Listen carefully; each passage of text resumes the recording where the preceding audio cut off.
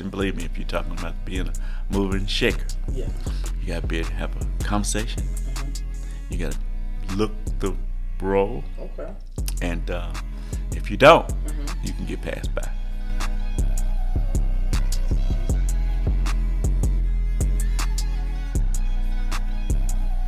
I'm kind of excited too. I'm ready. All right, man. Stats community, we are back. This time we are in Georgia. I'm here with a mentor. This guy I call a mentor. Met a long time ago after college when I graduated, living in Greensboro, trying to find my way, and I ran into him. And he said, hey, why don't you come and join my team? I was actually trying to start my own AAU program and just young and ambitious and wanting to do it all on my own. He's like, hey, just come on out. I was like, nah, I'm doing my own thing right now. And he's like, okay, well, if you ever, change your mind, you want to come on out, just let me know. And I had his information. I did do a year, try to do it on my own and, did a little bit of struggling. Then the next year, through growth, I was like, okay, let me give Coach McIntyre a call and see if the offer still stands. And man, fast forward to today, it's been great. Still being able to connect with him. We actually did 2 seasons, and it was great. I learned a whole lot, and it's just been a great journey. So, like I said, we're here in Georgia, Atlanta, Georgia. Yes. Coach McIntyre. Yes, thanks for inviting me. Yes. Thanks for the opportunity. So let's go ahead and tell them who you are and what you do. Well, I'm Dwayne McIntyre, and I started the Greensboro Aggie basketball club, which it was all surrounded around a bunch of our kids. Yeah. So, started the Greensboro Aggies in Greensboro, and it was all surrounded around our kids, trying to get scholarships to play at the college level. And my son had been playing basketball since he was 5 years old, and he got really good as he began to play in middle and high school.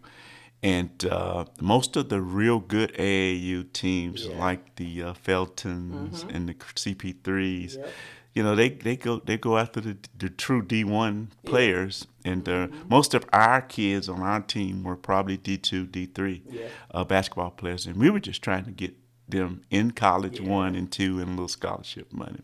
So, of course, we started the Aggies with just one team, which was their team. I think back then it was a 8 and under team is when we actually started the program.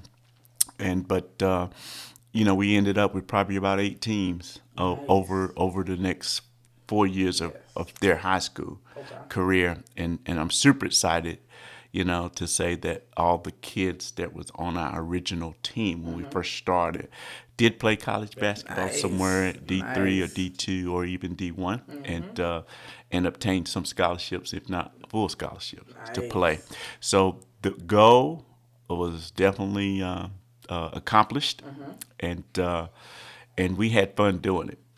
Played in a lot of different tournaments, and as I approached you to join us, this was in our very early stages where we only had the one team, and we were trying to span because we had so many kids approaching saying, hey, we want to be a part of the Aggies, we want to play.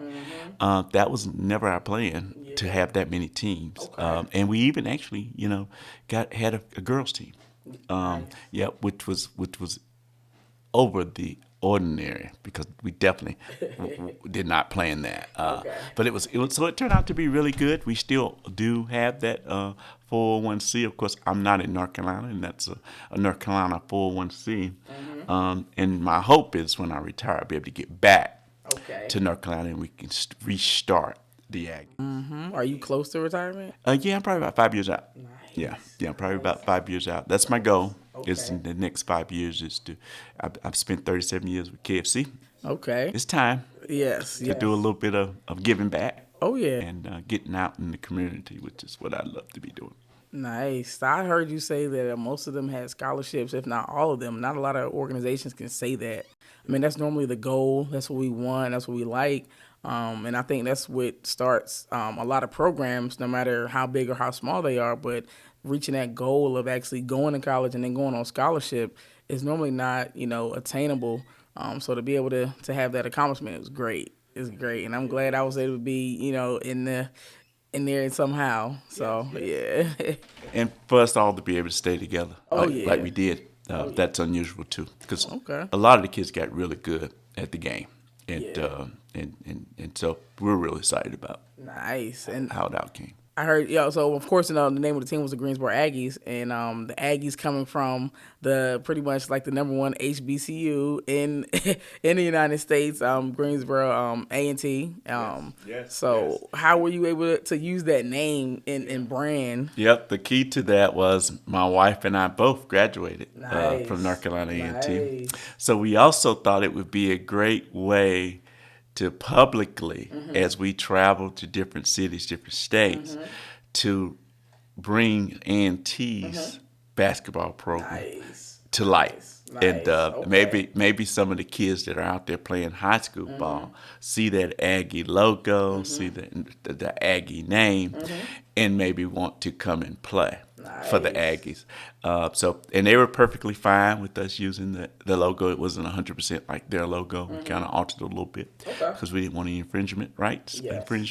But it was really close. And Nice. the because we stuck with the blue and gold color. Okay. Yeah. So it was amazing. It was I just watched it grow, Yes. and it just made me proud. Oh yeah, I saw it. I saw it as well. I mean, I was a little, like I said, I was a little apprehensive only because young and ambitious, wanted to get my own thing going. But then also I went to Virginia Union, so I went to another HBCU, and I was just kind of wanting to represent my own HBCU. And but again, what I'm saying, as you grow and you continue to move forward, it's bigger than the name, it's bigger than the brand, and you just want the success of the kids that you actually coach. So I was actually glad, like I said, that I was able to still be awarded the opportunity to work with you all. So Yeah, and we were glad to have you. You did a wonderful job with that team. It was amazing. Yes, It's a lot of thank you. work into Yes. AAU. Wow. You gotta keep the kids engaged. Yes. Sometimes you gotta help them get Yes. to games, Yes. and you can spend a lot of money. Yes. Your personal money. Yes. But but at the end of the day, if you help kids stay out of trouble, Yep. and you keep them in school, it's worth it. Yeah. Yeah. Oh, yeah. And at the end of the day, even if they did not get a scholarship, but they went to college, Yeah. and even if they didn't play in college, they got to that next level in their yeah. life, in their career. So, super excited about that. Yeah. So I heard you mention KFC. So how did that even? How did you come across a KFC? Yeah, I came to Greensboro. I'm a native of North Carolina, of course, Okay. small town, Laurinburg, North Carolina, down there by Fayetteville, Okay. North Carolina. I was But wondering where Laurinburg yeah. But I came to Greensboro back in 1985 Okay. to be as a freshman Nice. at A&T. It's my first time out of my small town, really, especially How was that living. experience? It was great. I was away from home. Yeah. I'm the kid that was raised by a single parent, and my dad raised me and my brother and my sister.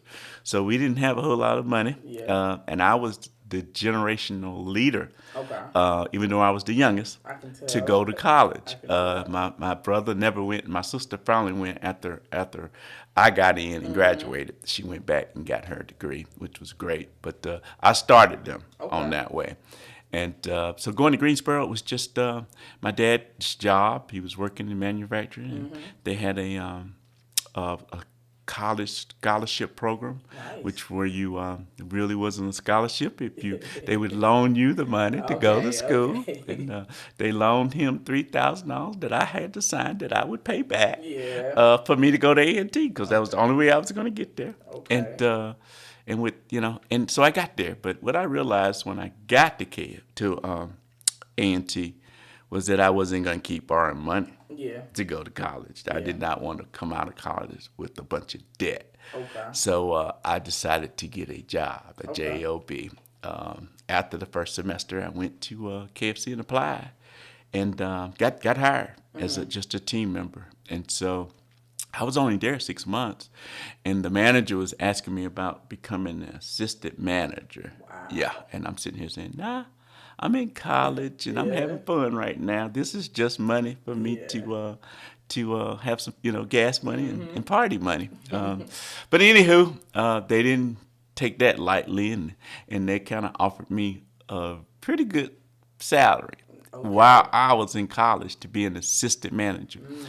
And it kind of made good sense for me because I could pay my own tuition. Yeah. Because back then, you won't believe it, but college tuition was $1,500 a semester on campus. Oh, wow. On campus. That's all it would cost to go to A&T. That's only like an enrollment fee now, Yes, right? yes. Books and everything included, and food. It was all for $1,500.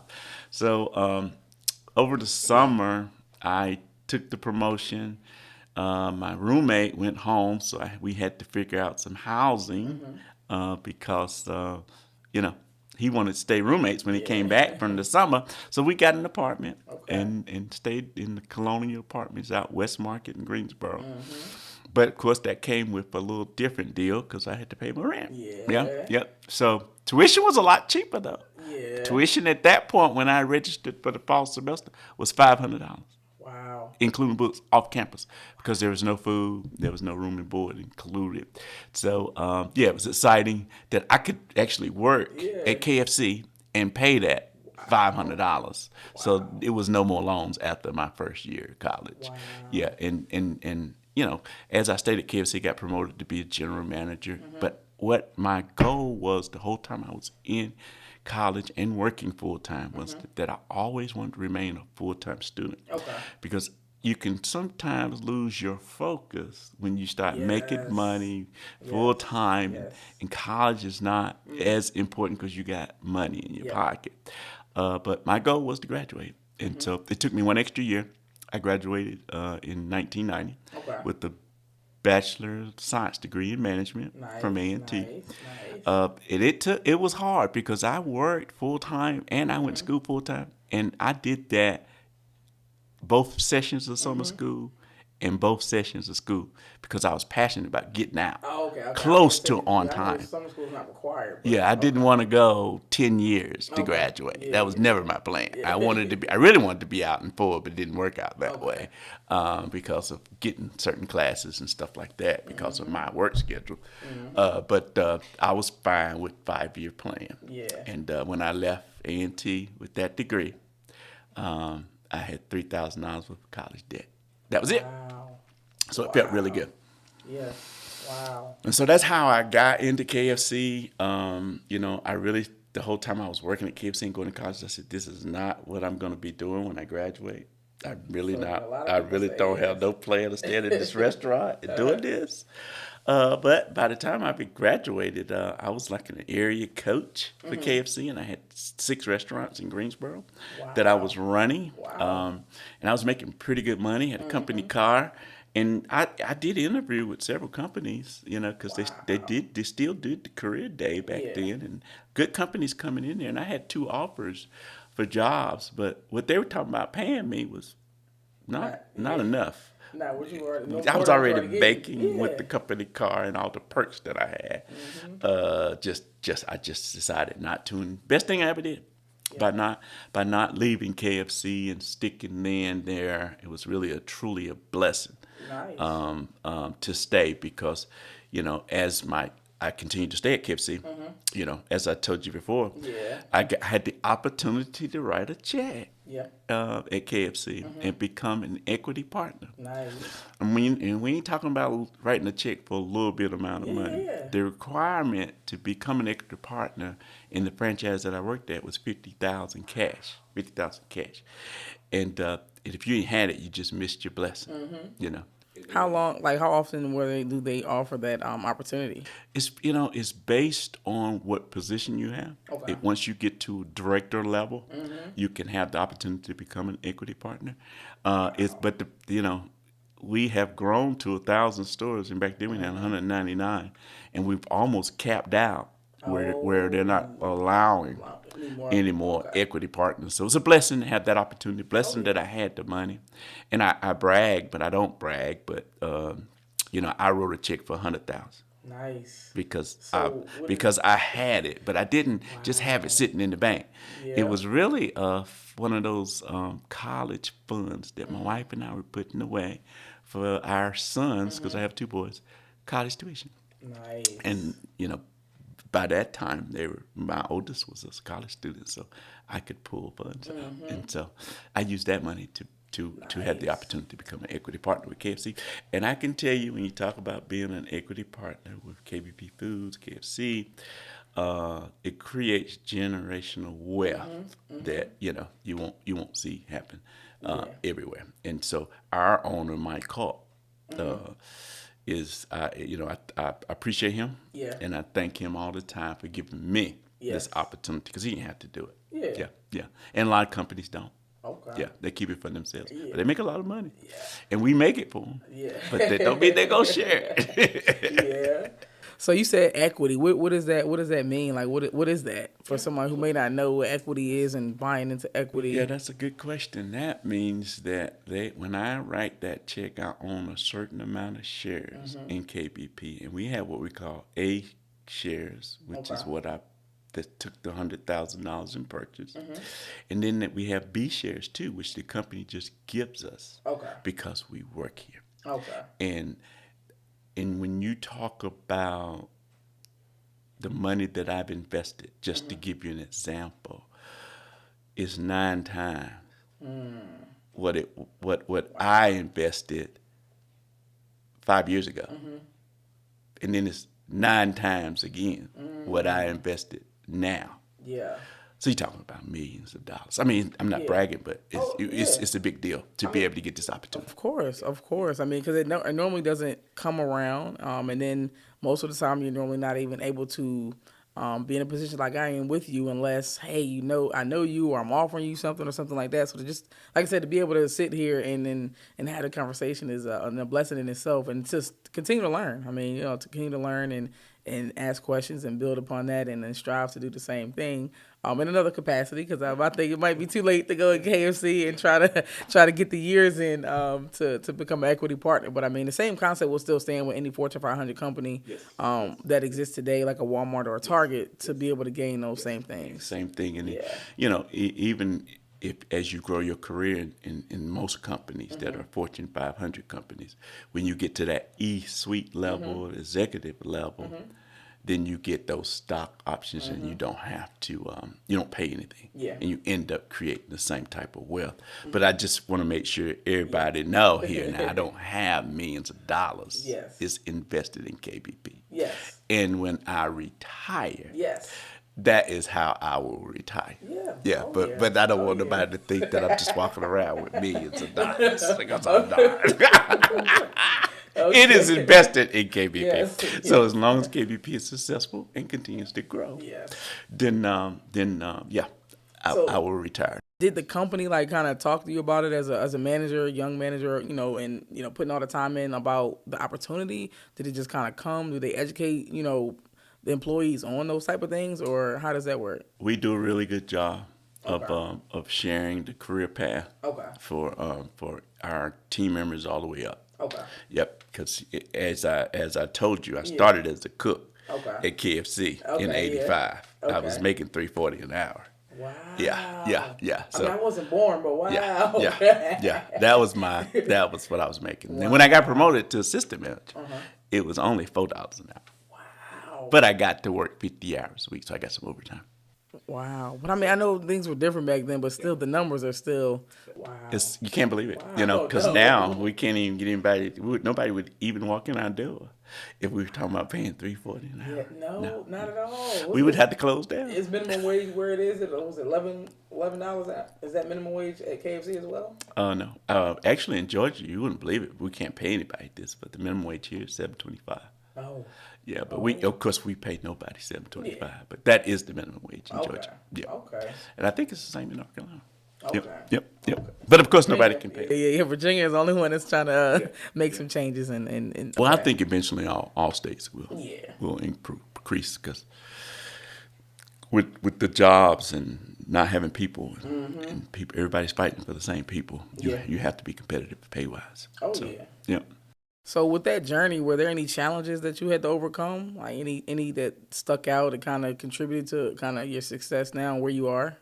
Well, one of the things that I tell people all the time is I spoil my kids. They didn't have the journey that I had, right?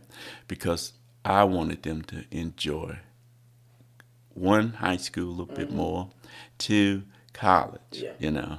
I missed a lot of stuff because I was working. Okay. I made time for things, but when you talk about being able to go to every football game or Yeah. every basketball game or every 2 to 6 party, yeah, I didn't get to do all that Okay. when I was in college. Okay. So I'm not upset about it because Yeah. I did make time to do what I wanted to do, and I had a good time in college, and I did try to make almost every Saturday football game. You know, that was one of my passions, and I went to most of the basketball games if I was Yeah. off and was Yeah. able to go.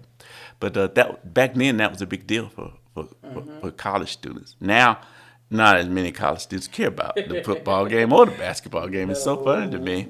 You can go to games and it's not a lot of people there. No. Yeah, not especially not students, which is Yeah. back then that was a big deal. Yeah, some I more mean, parents than yeah, students. yeah. We went to corporate, it would sell out every game. Sell out. I mean, I'm telling you, because I was a student, I was guaranteed a ticket. But if I wasn't, and you didn't buy tickets in advance, you probably wouldn't get in the game. Wow. And don't play Central or Winston State. It's probably gonna be a fight at the end. Depends on who wins. They were tough. I think Central just made some moves recently too. They're doing some things. Did they win? Did they win a championship? They just won the Yeah. Heritage Bowl. They Nice. beat Jackson State, Yes, Dion's yes, team, which okay. was a After he surprise. left. After Yes, he left, right? yeah. Or was he there? No, well, he was there for that game, Oh. but he was leaving. That was his last year. Wow. Yeah. Wow. So he went out with the loss. Yes. But it's amazing what he did with that Jackson yeah. State, though. Definitely. But the MEAC still rules that bowl game.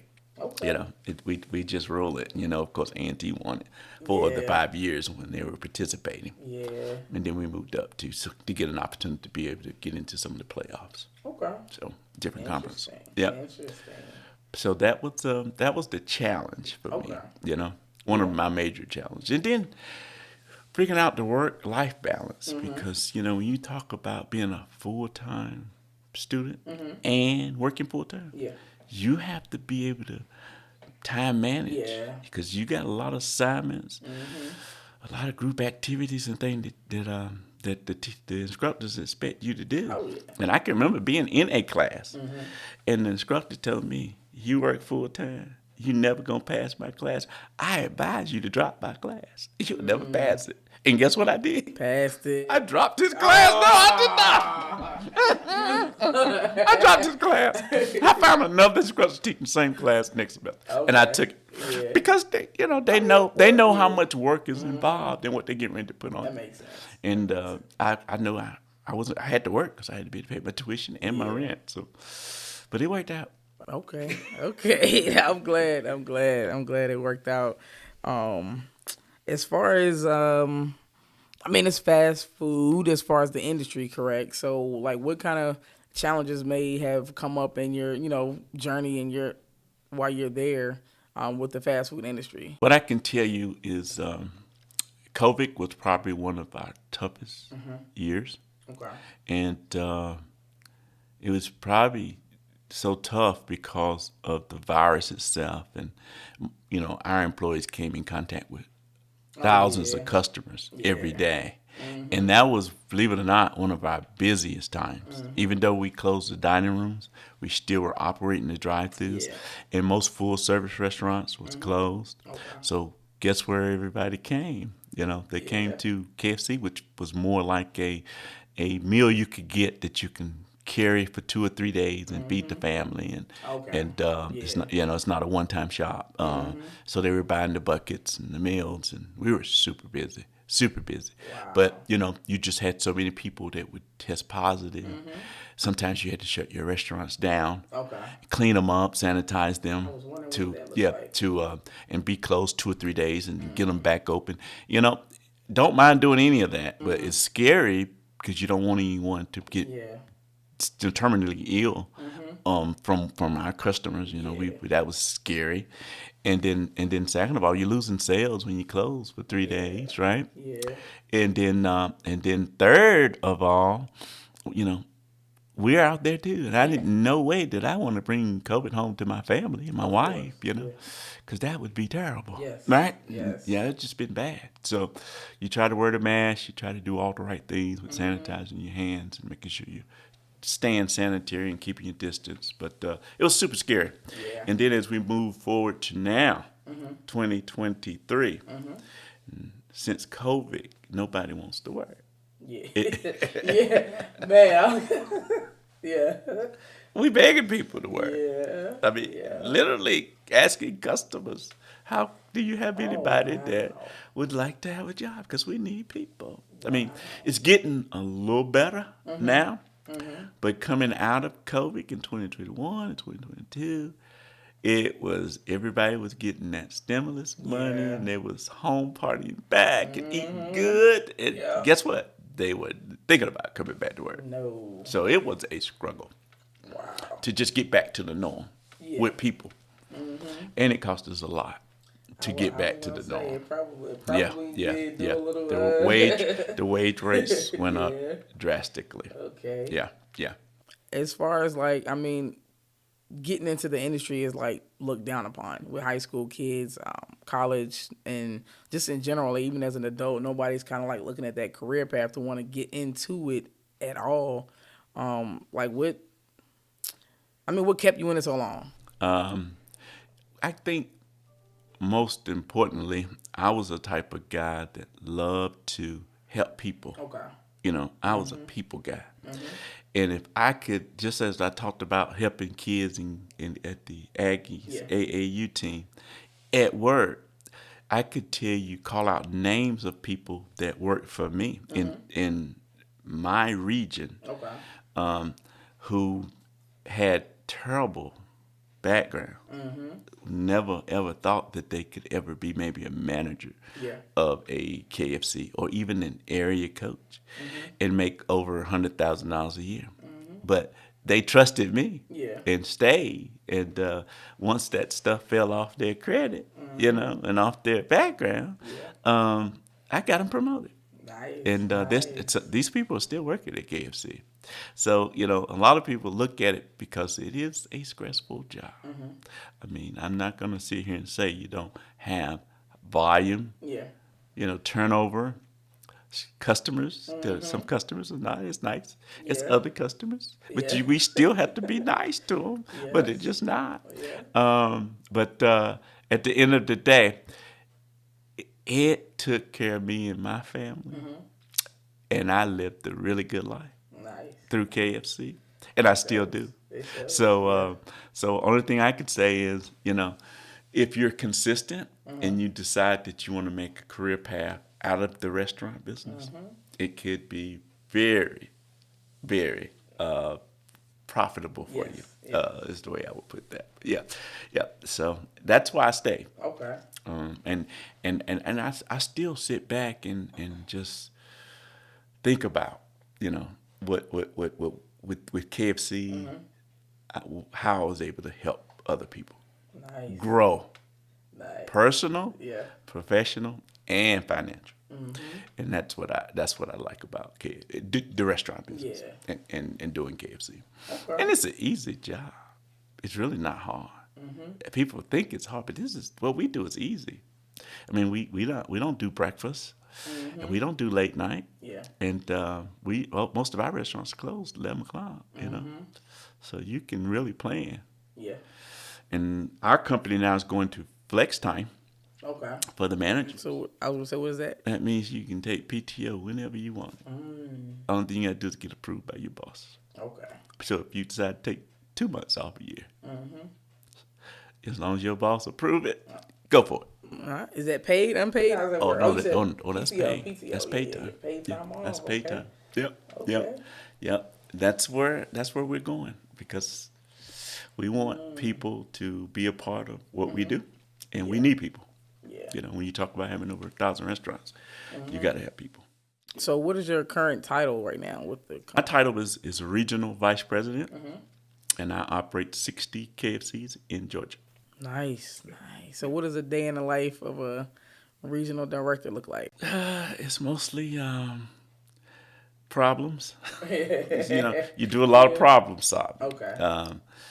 From, you could have equipment problems, you could have fires, you could have no staff at all.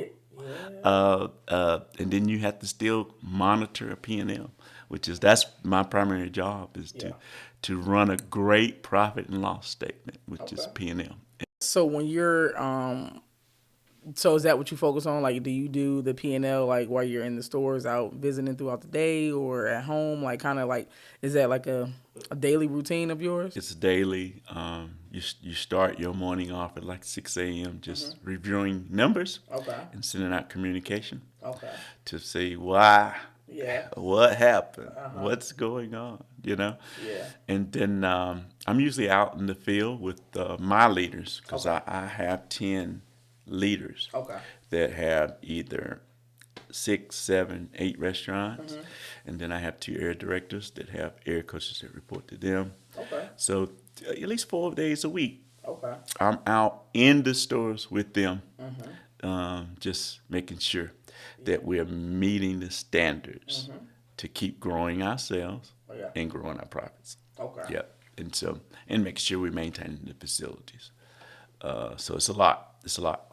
So I heard you talk a lot of stuff about leadership, like the current role, home, the AAU program, everything like that. Just seems like you're a natural born leader. Like what defines a great leader?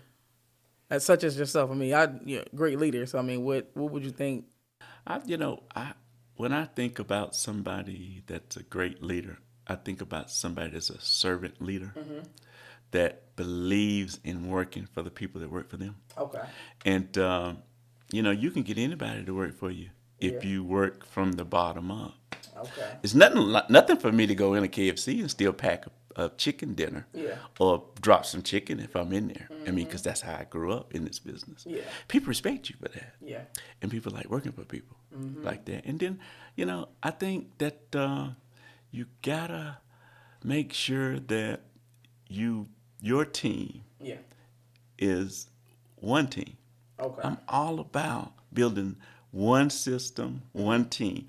No whole bunch of individuality out here. Yeah. We have weekly meetings and we do monthly meetings with our store managers and our teams, because the connection of everybody being on the same page and working together, I think people love being a part Yeah. of that. Yeah. And I think great leaders can take and build that. But you also got to have compassion for your Yeah. people. People know whether you're serious about care about them or Yeah. whether you don't. They know that. Yeah. And one of the things I like about KBP Foods is we started what we call a KBP Cares program. Okay. And this is a 501c nonprofit. Nice. Okay, Nice. it's not something that we're trying to make money on, but it was designed when we probably started this about 6 or 7 years ago. But it was designed to help our employees in KFC, because believe me, all of them have some problems, some type of problems, Yeah. all the time, and they need help. So what we said was, okay, we're setting up this 501c, and it's going to be employee based, Okay. meaning from the president of the company all the way down to the team members, including myself, will donate money out of your check every 2 weeks to this KBP Cares. And this money will be set aside for all the employees at KBP Foods can write for a grant Wow. for what you need, but it's got to be some restrictions there on what we allow you to get the money for. It can't just be to buy a car, right? Yeah. There, we not. But if you're homeless, Yeah. and you need a deposit in the first month rent, Yeah. and you've been with KBP Foods, you can apply for that, and that you'll get that money. Oh, that's good. Wow. Yeah, I mean, and this program has been phenomenal Wow. for our team members. Us as leaders will never probably need it, because Yeah. we've been taken care of over the years.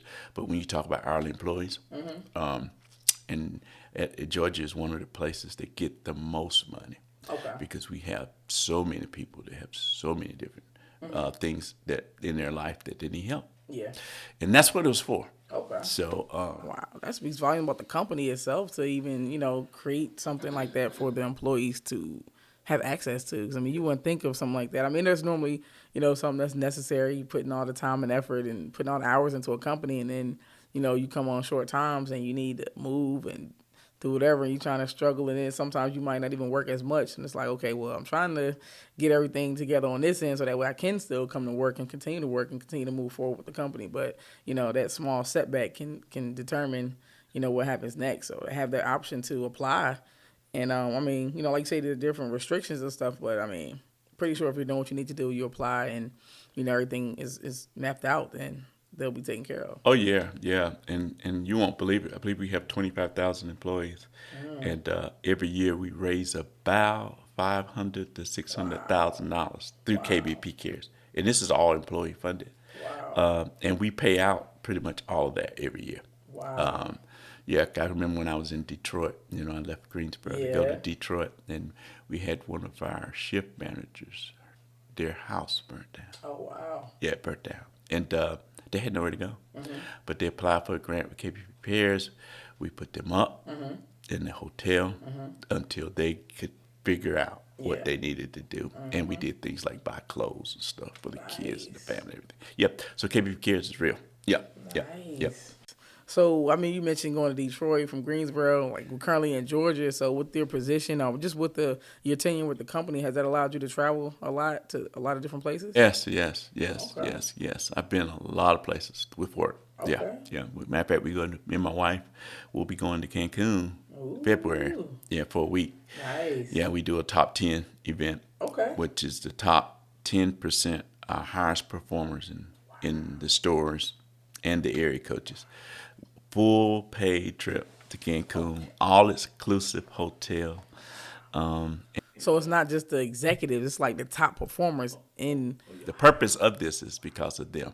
Yeah, we're going just because we're going to be servant leaders and just serve them for all they've done for the company. But yeah, that's a big deal. That's like a $1 million expense for KBP to do this, but we are committed to continue to do it for the performance. Is it like a trip, like a leisure trip, or like are y'all doing leadership things while you're there? Or the only thing we do there while they're there is we will have a banquet and we'll recognize the winners. Okay. One night. Nice. But we do set up different excursions and stuff like that. It's for them to go out and do whatever they want to do. If they want to go jump out of a plane, whatever they want to do. But there's a lot of different things that they can go do while they're there. And but it's mostly all about them coming out there and having a ball. Yeah. Man, the opportunities that exist out there that no one knows about. Do y'all go to like high schools and colleges to speak to, I guess give a different view on the career path that you can have through the restaurant industry? Because normally a lot of restaurant industries don't exist in the school. Not exist, but they don't come and talk to them about what it looks like without seeing it as a customer. Because if you see it as a customer, it's like, I don't want to do that. I don't want to pick up food and trays and bring out the food, and I'm that customer, like, this food is not right. You don't want to deal with that. So it's like, but there's more to it than what you see as coming in to sit down in a restaurant or going through the drive-thru or something like that. It's more to it than that. I used to do a lot of that when I was in Greensboro. Okay. Since I've been living in different states, I haven't done as much as that because Greensboro was home for me. 35 years, I knew everybody. Yeah. So if somebody asked me to come to a school big, then I came to the school to speak, and I was big into Goodwill back in North Carolina, and so we got a lot of people through Goodwill and did a lot of things with Goodwill because they reach out and try to help youth too and people. So That's good. So how would you define success? To me, success is being healthy. Okay. Right. Having a really good, happy family. Right. Because I'm all about family. And then you want to have a little money too. Yeah. That's important. Yeah. Money makes the world go around. Somebody back in the 80s. It's not everything. Money's not everything. You don't have to have a whole lot of it. Yeah. But you want to have some so that you can do some of the things in life that most people can't do. Oh yeah. And that's fun. Yeah. Yep. What steps would you say, like a couple of steps that you would say someone could take to reach the level that you have? Well, first thing you got to do is give it a shot, right? And if you give it a shot and stay consistent, don't be jumping around. Yeah. That was my blessing. Was I stayed, even though a lot of days I didn't want to stay, and even though a lot of days I wanted out, but I stayed, Okay. Because I would have missed all of this Yes. had I left. Wow. And I, like I said, I had 2 offers right out of college to go. And I prayed about it, and I just was like, no, I don't think I'm going to do it. So anyway, so consistency. Yeah. But you got to want to do it. You got to give it a shot. I mean, and then you stay consistent. Yeah. You will get your opportunity. Yeah. Because there's so many opportunities Yeah. in our industry. Okay. It's a lot. That's amazing. Wow, I've learned even more. Even though I do ask questions quite often, and reach out to just in general, like you said, it's about the relationship part of it. It's about staying humble. So through it all, I just still make sure I reach out. Different times of the year, whatever's going on, just to check in. And it's definitely it's coming full circle. It's coming full circle. Well, as you know, I teach and I'm in the high school, so I'm always around the youth. And you started the AAU program and you were with the youth. So what kind of advice would you give to the youth today? The situation for youth today is a lot different than it was when I grew up. Yeah. Even when my kids grew up, there's a lot of other stuff going on out there. Yeah. So they really have to be smart, and they have to be passionate. Yeah. But more importantly, they got to be smart. They got to make sure that they who they hanging around with. Yeah. Right? I mean, Yeah. I've always told my kids, pick friends that can do something for you. Yeah. Don't always pick friends that can't do nothing for you, right? Because, they might lead you down the wrong path. Not all of them, Yeah. but just pick. You can tell a person that's inspiring to do something with their life. By hanging around them. Yeah.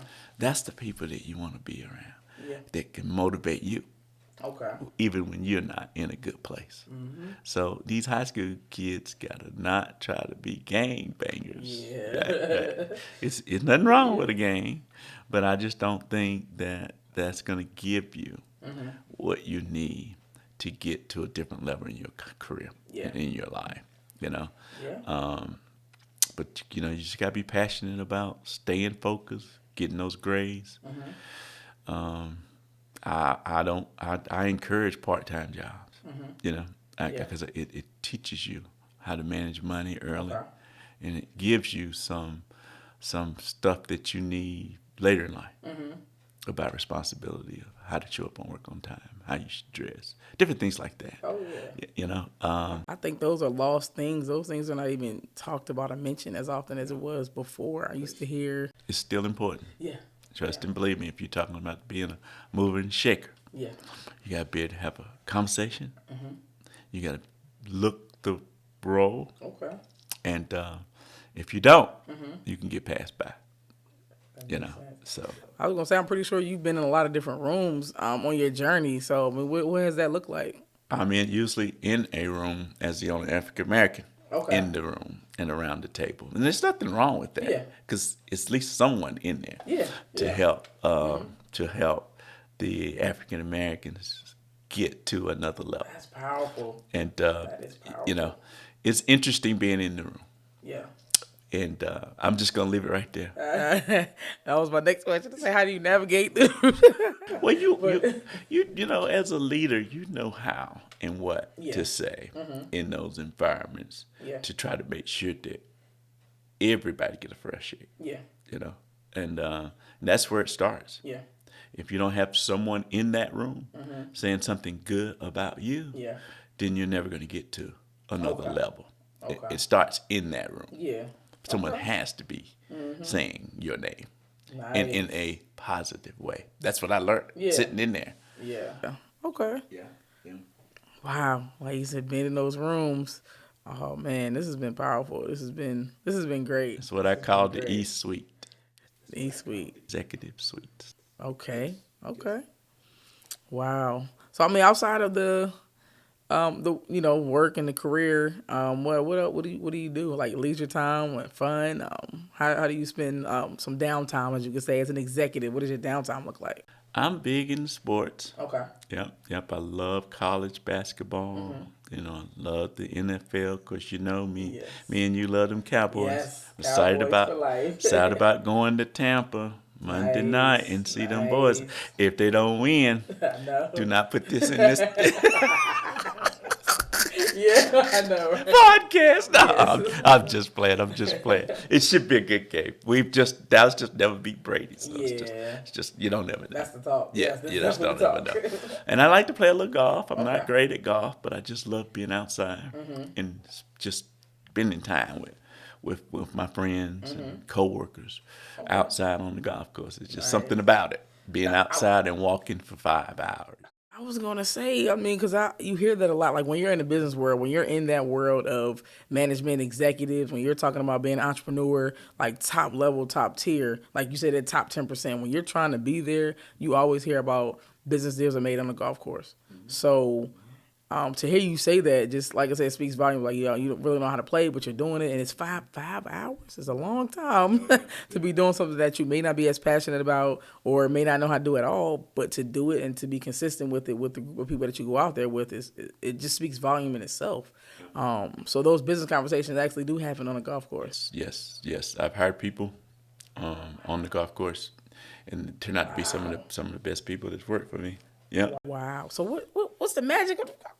You know what? Don't worry. Next time you go, just call me. I'm gonna go play. I'm coming. I'm gonna have one club, and I'm gonna figure it out. I'm gonna figure it out from there.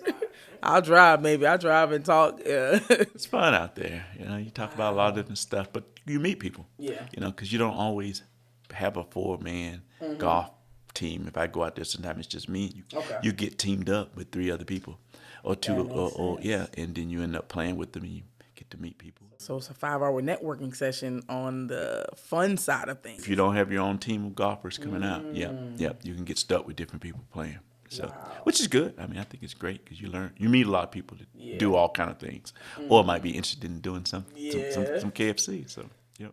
That's amazing, man. That is amazing. Well, I want to thank you for your time. Well, social media, are you on any social media or anything like that? I do Instagram and Twitter and Snapchat. So how can we find you and see what the executives do online? If you're looking to KBP Foods is what you can just search, and it'll come up in most of those, and LinkedIn as well. Okay. You can find us out there, and then my personal is just my email, dmcin10613 at AOL.com. So if you Google that in any of those, it'll come up. Or my name. I'm sure you can just Google my name as well in most of them, and it'll come up. And so you can kind of keep up with what's going on with me. I've had the pleasure of, with KFC, we did I don't know, you guys probably saw it. We did a promotion with Jack Harlow. Yes, and I had the chance of meeting Jack Harlow. It was that he was on site in Cobb Parkway in Marietta at one of my stores, and spent the whole day with Jack. He's a pretty cool dude. That is nice. So how did they even come about? Like, I mean, KFC Jack Harlow. How did that happen? We were looking for a way to invite the young folks to KFC. Okay. And he had a pretty good young following. Nice. Yeah, and he's a new up-and-coming rapper. So it just kind of was a way to try to, because at KFC, you look at KFC as older clientele. Yeah. We got to start becoming more relevant to young folk. Yeah. And so that's why you saw us get rid of potato wedges and bring fries. Yeah. That happened to try to start getting young. But I think the potato wedges were a staple of KFC. I still get grown folks coming to me about some potato wedges, but I can't help them. I wish I could, but I can't help them. I know I would want that. I met Charles Barkley on a flight to New Orleans. Me and my son went to the Final Four last year. Okay. Got to see Duke and Carolina. Yeah. That game didn't go my way. But, yes, I know. Carolina. Yeah. But anyway, but he was on the plane. Nice. And he's a super nice guy. Nice. And while we were there, ran into Coach Calipari. Okay. I head coach of Kentucky. Okay. And I'm a Duke fan, so I took all my Duke stuff off, and I got a picture with him. And he never knew I was a Duke fan. But he was super nice. Okay. He was super nice. Yeah. Did you do you maintain connection with Charles? You said Charles Barkley, right? Yeah. No, I didn't get a number or nothing like that. He was just on the plane. I met him. I got a picture with him. Okay. And it was just cool. But he lives in Atlanta too. Yeah. I know he goes to a certain bar that I know which bar it is, but I'm not going there looking for Charles. But Yeah. Well, I'm gonna have to figure that out because he's definitely on my list of my wish list of people to interview. Definitely put Charles Barkley down. I actually got to hear him speak in Vegas last year in May at a conference. He was a recession-proof conference, and I was like, wow, you know what I'm saying? Because I really only saw him I knew he did business and of course basketball, but just hearing the knowledge that he had about business and about just systems and processes and how to be successful, I was like, wow. You know, I never knew. So I was like, yeah, definitely want to have an opportunity to sit down and talk to Charles Barkley about more than basketball. Good. Yes. He'll be great. He'll have you laughing. Yes. Good. I like to laugh and have fun. Oh, man. All right, man. Well, it's been great, man. It's been great. I thank you. I appreciate you. And this has been a great opportunity. Oh, yes. Right, man. I'm proud of you. Thank you. And what you're doing. Thank you. So keep doing it. Yes. You know, keep staying in that school system and helping them young people. They need you. and keep coaching. Yes. Don't stop. Yes. All right.